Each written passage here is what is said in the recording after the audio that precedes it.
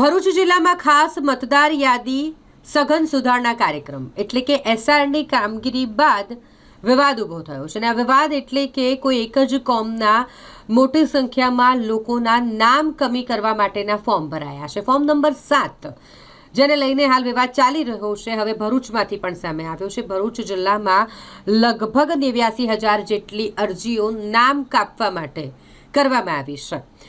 મતદાર યાદીમાંથી મુસ્લિમ સહિતના જે અલગ અલગ સમાજના લોકો છે તેઓના નામ કમી કરવા માટે સામૂહિક ફોર્મ ભરાયા છે અને જેને લઈને આ વિવાદ ઊભો થયો છે, જેમાં આમ આદમી પાર્ટી અને કોંગ્રેસ દ્વારા ઘણા બધા આક્ષેપો પણ કરવામાં આવી રહ્યા છે.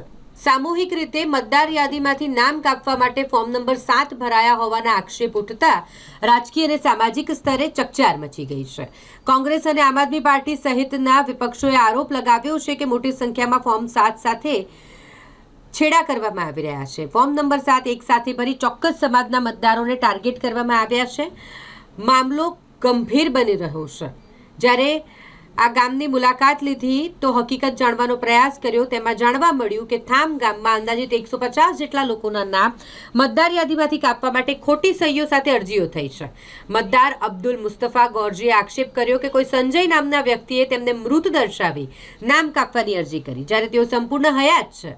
વધુમાં તેમણે જણાવ્યું કે તેઓ સંજય નામના વ્યક્તિને ઓળખતા પણ નથી. બીજી તરફ સલીમ અહેમદ પટેલ તેમણે કહ્યું કે ગામના દાઉદભાઈનું નામ કાપવા અરજી કરવામાં આવી, પરંતુ ચોંકાવનારી વાત એ છે કે અરજીકર્તા તરીકે દર્શાવાયેલા અહેમદ આદમ પટેલનું 24 માર્ચ 2024ના રોજ તો અવસાન થઈ ગયું છે. મૃતકના પરિવારજનોના જણાવ્યા મુજબ ફોર્મ 7માં કરવામાં આવેલી સહી ખોટી છે. મૃત્યુ પામેલા વ્યક્તિના નામે અરજી થવી ગંભીર ગેરરીતિ હોવાનું ગ્રામજનોએ જણાવ્યું છે.